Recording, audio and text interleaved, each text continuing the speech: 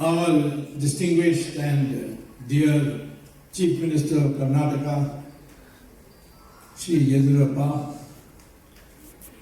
our distinguished guests on the stage, and friends who have come here on this occasion to give me your good wishes for last 50 years of public service, and I hope I can do another 50 years.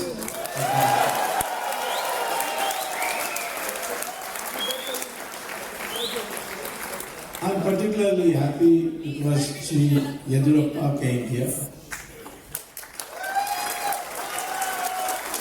Because I've known him for many years. When we were not in power here, there was no chance of coming to power as it was portrayed in the newspapers.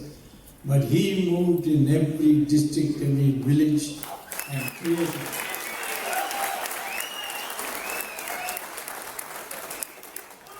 Many jealous people tried to pull him down, but he has stayed on, he has been vindicated, and I predict that he will be the greatest Chief Minister of Karnataka in the future. And be sure, Yediyurappa ji, I am always there with you.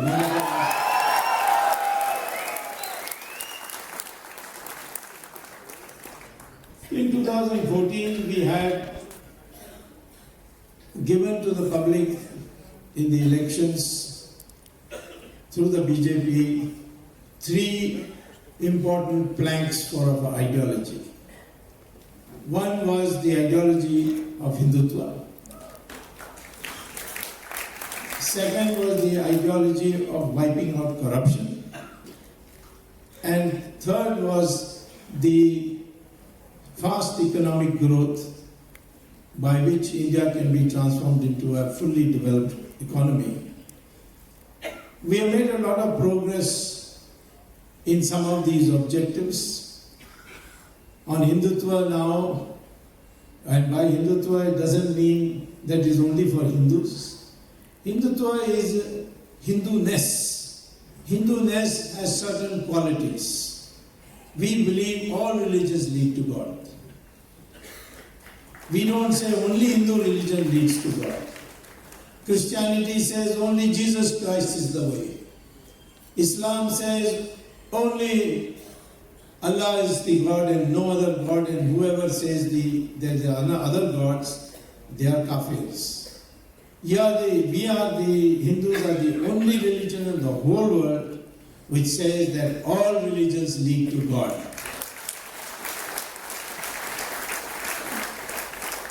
Of course, we all as Hindus also think that we lead to God faster than others. And we have created over the centuries such prosperity that India used to be called by the Arabs as Sone ki Chidiya, that is the golden bird. People came as Buddhist monks to India from China and praised India as such an honest, upright country that even people, when they go out in the evening, they do not put a lock on the door. And the economic growth was such that the GDP calculated shows that we were the highest GDP and highest per capita income up to 1700 AD.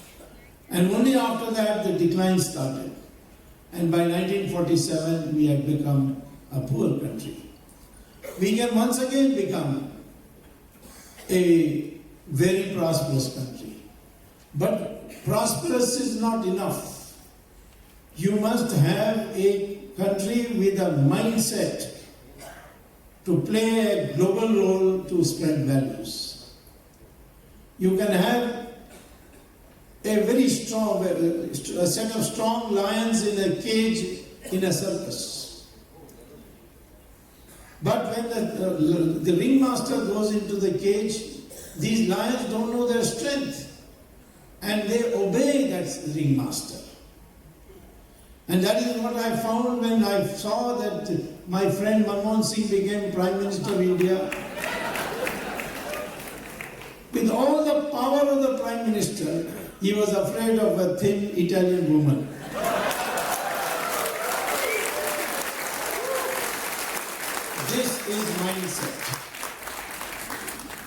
mindset only comes when we tell our people what our true history is.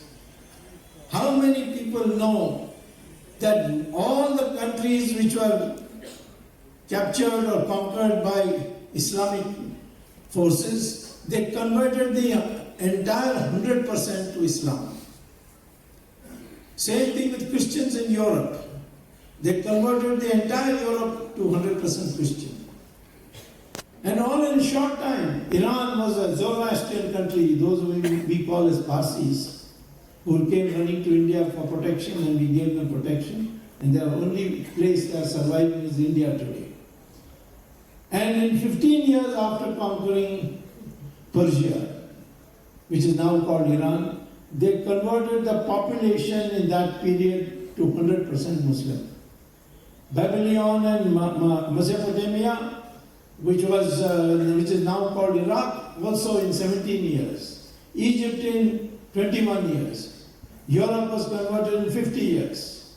But in India, we struggled with Islam for 600 years and British Christianity for 200 years, and still we are 82% Hindu in our country.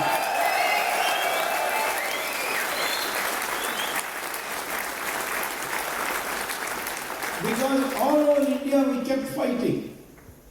We never laid down the arms. In this great state of Karnataka, you created the Vijayanagara Empire, which went all the way to the borders of Bengal.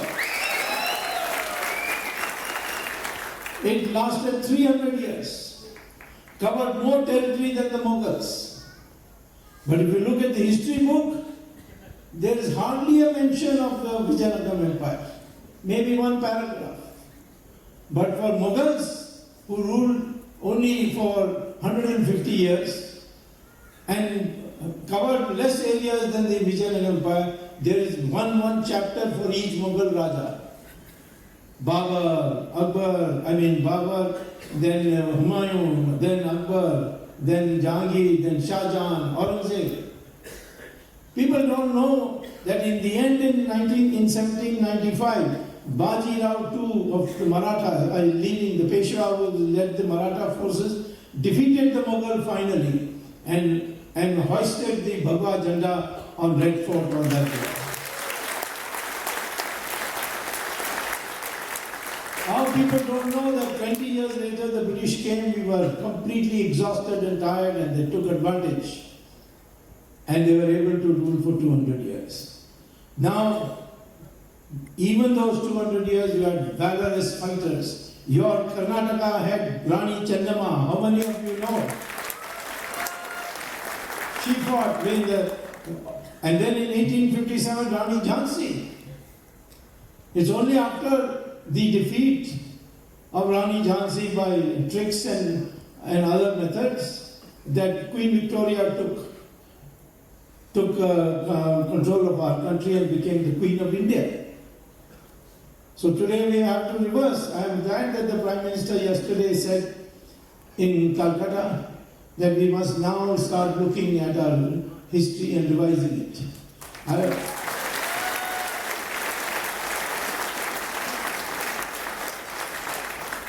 I will tell the Prime Minister, you are in Calcutta, there is a Victoria Memorial, rename it to Rani Jhansi.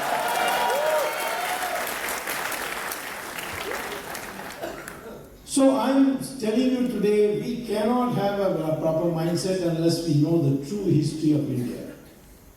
We have to write textbooks, made compulsory. Because the textbooks today in our schools are so bad that they make you feel inferior.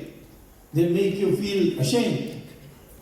And we think that we are somehow inferior when we were the most superior nations. And because we were trusting and we welcomed people from abroad with open arms, people took advantage and then occupied this country. Now we must move forward. And ever since 2014, we have been doing new things to say this is a new India, not the old India of Jawaharlal Nehru.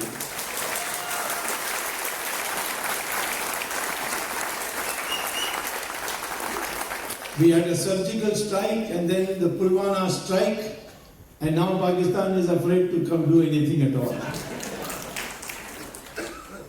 In the last 5 years, the number of civilians killed by terrorists in Kashmir has come down from in 300 level down to less than 10 today. Do any of the newspapers publish it? What an achievement it is. Kashmir today, people said if you remove 370, there will be fire, there will be this will happen, that will happen. Nothing has happened. Not one single bullet has been fired in Kashmir. Now foreign ambassadors have gone there and come back to say normalcy has come. Yes, there are some people in jail, but then if we had let them out, they were in danger. The terrorists might have even killed them. For their safety, we arrested them.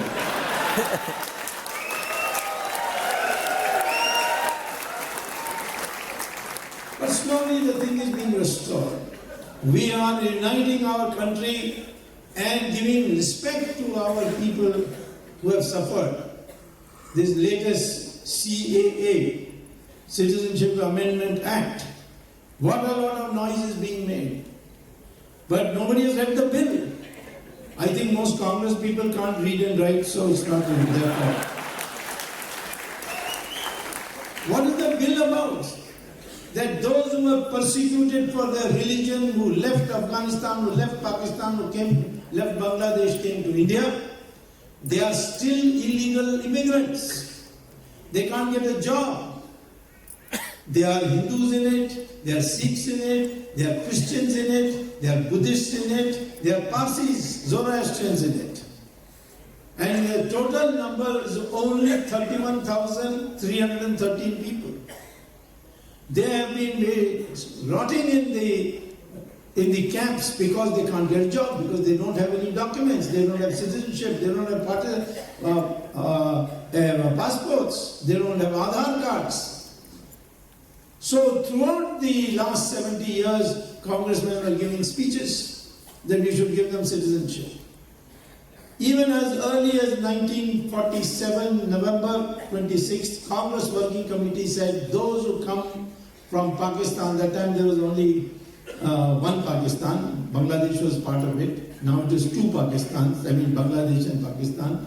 It has gone into two pieces. Very soon it will go to 4 pieces now. Balochistan, Pakhtunistan, Sindh, they are all separate. But at that time in 1947, the Congress Party Working Committee resolved that those who come from Afghanistan, Pakistan, they should be given citizenship. But they didn't implement it because they wanted to appease some minority or the other. Our minorities, our Hindu, Muslim minorities in India, their citizenship is not affected at all. We are just a question of giving citizenship. And to whom to give it? Those who came because of persecution. Which Muslim will come because of persecution from Pakistan and Bangladesh when that country is Islamic republics? So there were no Muslims in the list, so we didn't include them. So therefore, the whole idea was that we will see to it that these people get dual citizenship because we've been promising. 2003, Manmohan Singh spoke in Rajya Sabha and appealed to Advani, please give citizenship to these people as soon as possible. But now when he gave his speech in Parliament, it was just a somersault. 2003, he was not under the influence of Sonia Gandhi. But 2019 he was definitely. And therefore he changed his tune. All the things that are coming in the papers and abroad is only to slander our party. That is the party which is standing for Hindutva. VHS will fight for whenever unfair criticism made against anybody. Today I am telling you that this bill that we have passed, we have done the duty to the Indian people who, on the assurance of Jawaharlal Nehru and Liaquat Ali Khan, went and stayed in Pakistan, didn't leave, and they were persecuted. We were 21% in Pakistan at that time. and now we are just 1.5% in India. Can you tell me what is responsible for this decline? In our country, Muslim population has not declined. In fact, it has gone up. But in their country, all non-Muslim minorities have declined. So I am saying that the attack is still there. We must get ready. And we must now improve our defense in such a way that never again this kind of problems will happen. Kashmir is still partly in the hands of Pakistan, which is called POK. We are ready for taking it back.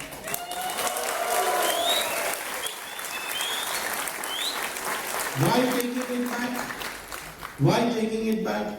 Because in 1994, Narasimha Rao moved a resolution in Parliament, both houses, that we members of Parliament, we all stood, we members of Parliament hereby pledge that we shall not rest till every inch of Indian territory in Pakistan occupation is taken back, and we are ready to pay any price for that to achieve it. That's a Parliament resolution. And we have to abide by it. Why should we allow? After all, Kashmir became part of India just like so many princely states became part of India. How did Jamnagar become part of India? How did Baroda become part of India? How did Hyderabad become part of India? Just by the signature of the king on the instrument of taxation, which is what the king of Kashmir also did. There is no dispute about it. It was only the initiative of Jawaharlal Nehru to take it to the UN, and that was a big mistake. It is not with cabinet approval. And therefore, I have written to the PM that there is no, when I was a minister in Chandrasekhar government, I remember seeing the files, there is no cabinet resolution to say that the United Nations should be asked to intervene in the matter. So therefore, I would advise our government, withdraw that resolution. It is a useless resolution that we are not going to abide by. We have to learn from our history how much sacrifice was made. In Karnataka, you fought through the Vijayanagara Empire, but then there was in Assam the Ahom dynasty. 6 times the Mughals tried to cross it. 6 times they beat them and sent them back. That was the Hindu dynasty. Guru Gobind Singh, Rana Pratap, so many valorous people who kept fighting. That is not there in our history books. And therefore, we should now think in terms today how to change our mindset, not to know our strength. If you have 1,000 goats in one place and only one tiger comes, who will run away? Not the tiger, the goats will run away, even though there are 1,000. And that shows that numbers are not enough. We may be 1 billion people, but if our mindset is weak, then 1 million people is nothing. And that is why we created this Virat Hindustan Sangam, because we want to improve our mindset. We want to know our true history, for which we need to write books. We need to know the value of Sanskrit. Sanskrit is not an ancient language. It is a language of the future. Why? Because NASA has done research and published it in the Journal of Artificial Intelligence, that when artificial intelligence develops and we have to store knowledge in the computer, the best language is Sanskrit and no other language. In future, when knowledge is going to be put in the computer and stored, it will be in Sanskrit. And that's why now Sanskrit is being taught in Germany and America as a compulsory course for those who are learning artificial intelligence. But in India, we say, oh, this is communalism. It is not. It is there in our constitution.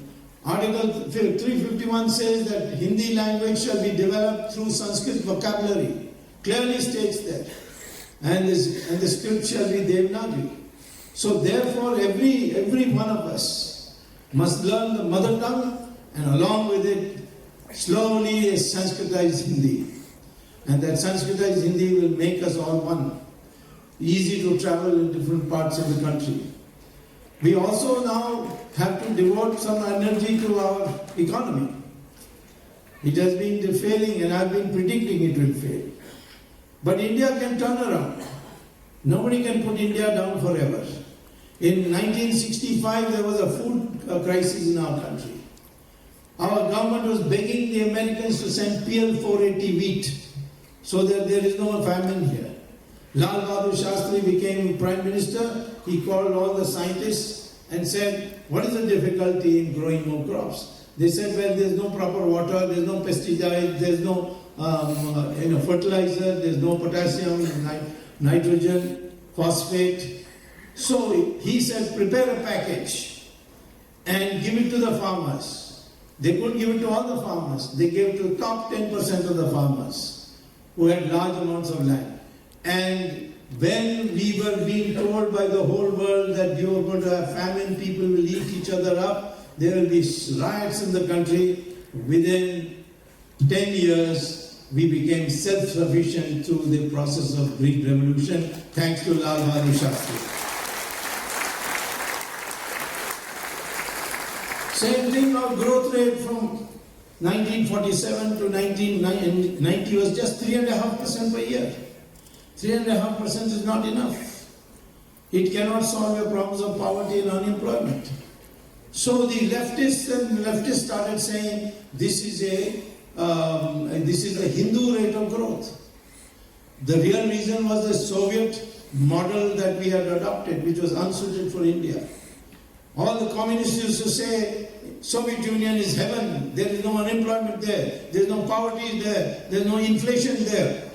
In 1990, there was no Soviet Union also there, broken into 16 countries.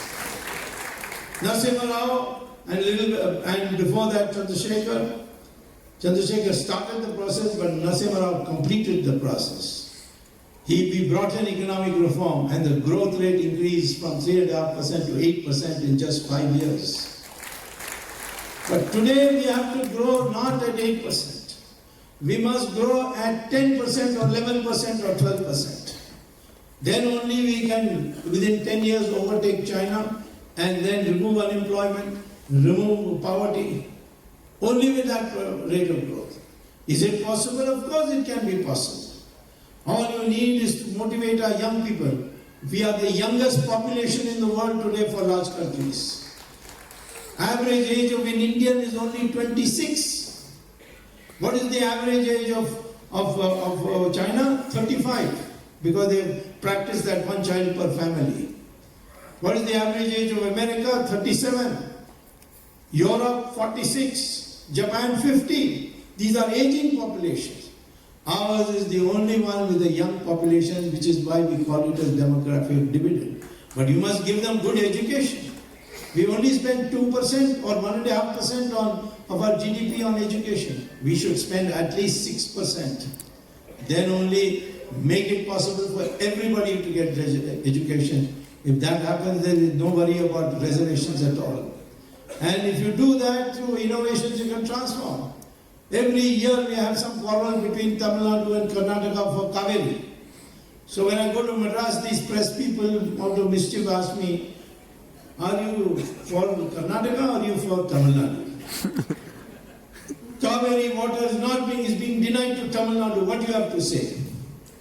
I said, if you want water, then I can get you water.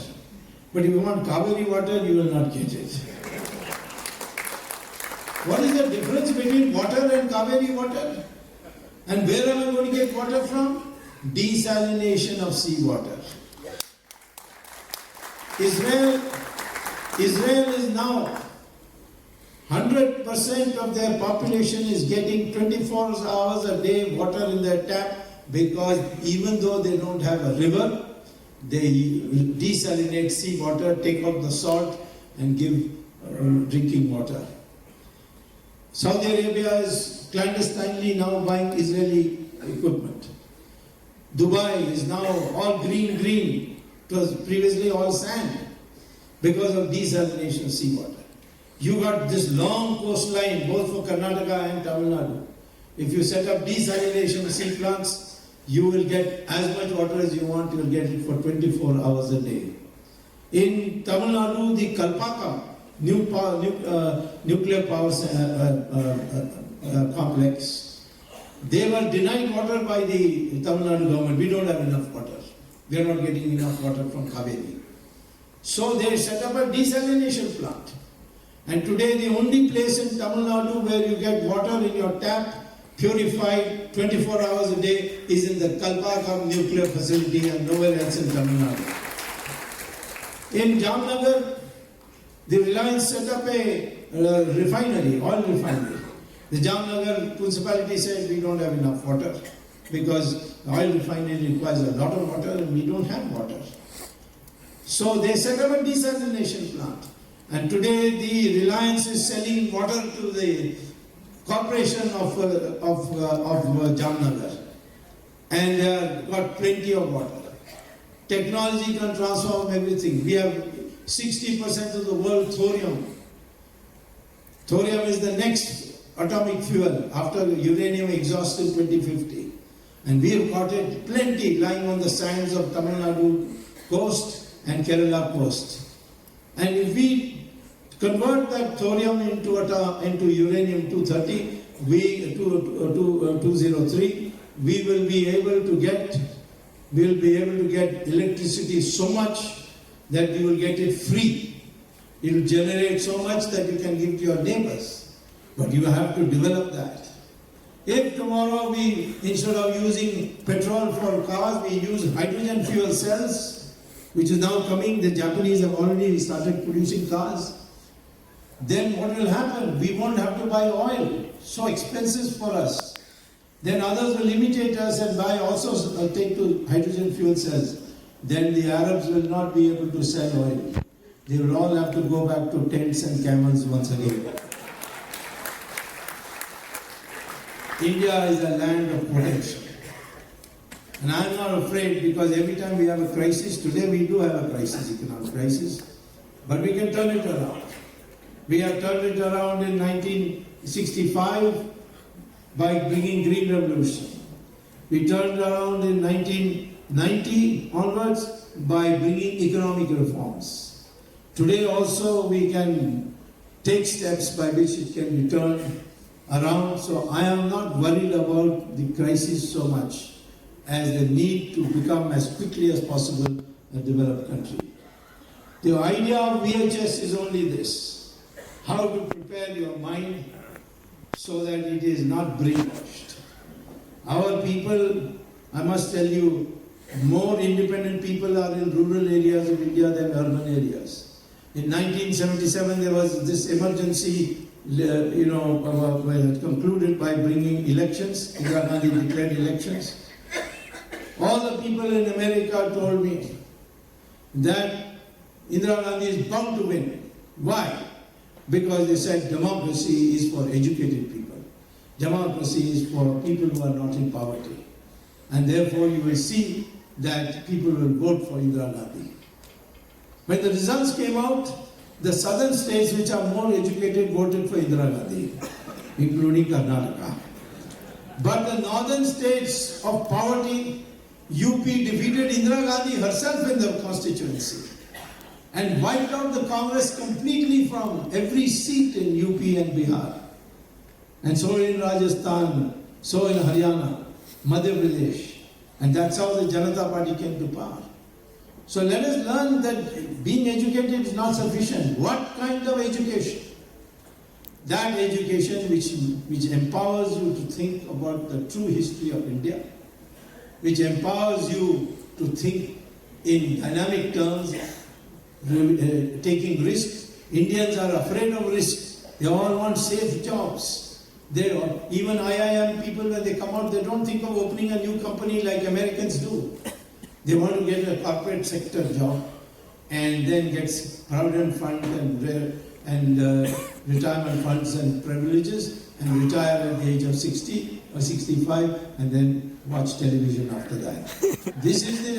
We must now have young people who are willing to take risk.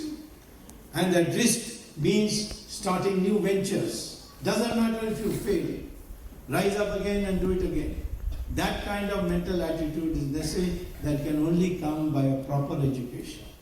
Teaching the lives of all people like J.C. Bose, like Vishwesvaraya, or C.V. Raman, how did they get all these discoveries with nothing in their hand, in utter poverty? You know that the greatest mathematician we have produced in the world today is one from Tamil Nadu, who was in utter poverty. He went to Cambridge and they recognized him. So Ramanujam became the greatest mathematician. So I am saying to you that India has a past history. Let us recognize that. Let's open our mind. We will have no difficulty. We are a country which is now going to be a world power, and we have got all the potential. We have got large areas of agriculture which can triple or quadruple our production. Our cows today are being recognized in America and New Zealand as producing milk which is more medicinal, medicinal value is much more than the cows of America. Our cows are now given the name as Bos Indicus, and the cows of America are called Bos Taurus. And if you go to the supermarket, there will be a separate carton, A2 milk, and in small print, milk from the cows of India, which has much more medicinal value, and so it costs 4 times the price of the cow, of the American milk from the American cow. And we don't even know its value. There are 150 million cows in our country giving you only 200 liters per year. One Israeli cow gives you 11,000 liters per year. Imagine if 150 million cows started giving you Israeli average of 11,000 liters per year, how much milk there will be? I can come from Delhi to Bangalore swimming in milk. That much milk. So this is the self-confidence we want to build. Because all the education that the British constructed was to make you feel inferior. Aryans, Dravidians. There is no basis for it. Because all our DNA is the same. Is there any difference between the DNA of a Brahmin and a scheduled caste? No.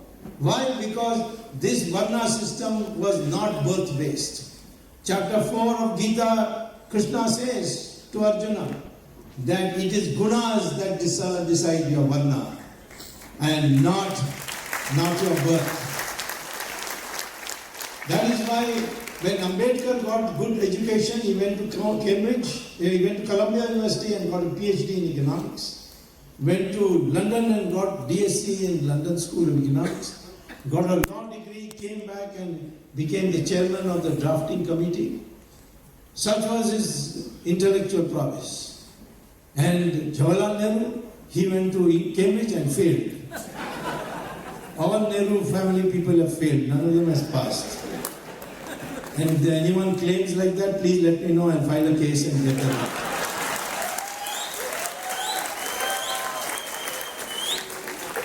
And still Jawaharlal Nehru was called Pandit Jawaharlal Nehru. Ambedkar should be called Pandit Ambedkar.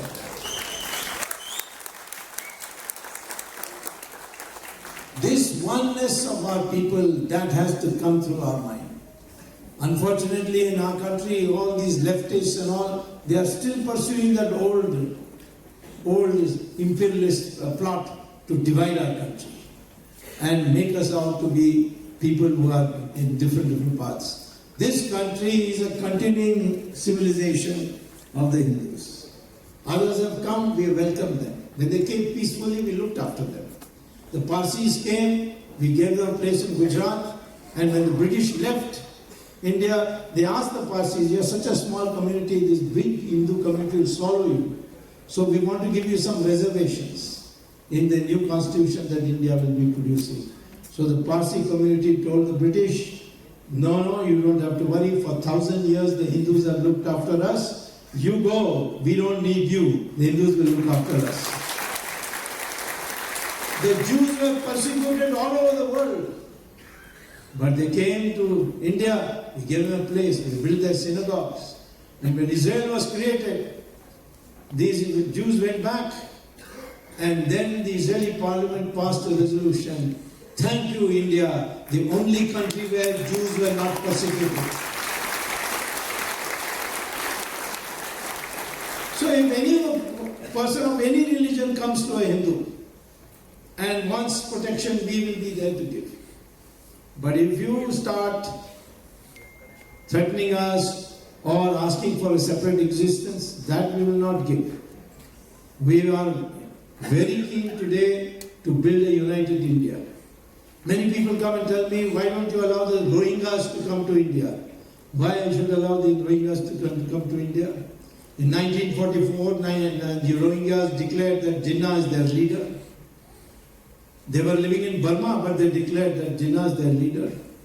And then when Burma set up, which is now called Myanmar, set up the Constituent Assembly to decide a constitution, they had two nominees of the Rohingya community in the Constituent Assembly. And their speech was what? We don't want to be part of Burma. We want to go to Pakistan. But Pakistan was not ready to accept it. Now the world is saying, no, don't be intolerant. Let the Rohingyas come to India. I'm told they have come to Karnataka also. If they are not, don't worry, we will send them away very soon. Why should India be a dharamshala that anybody can come with his chatai and put it and go sleep in this country? This country is for those who were born here, who have lived here, who have imbibed the culture of this country. We want a united India, and that is only can come through the mind. The mind must know what we are. And that is why the VHS was formed. It has grown and grown. Yesterday we had a session in Calcutta where the governor of West Bengal also came. There was a very enthusiastic crowd. We have been in Bombay also. And of course, Bangalore is the starting point of VHS.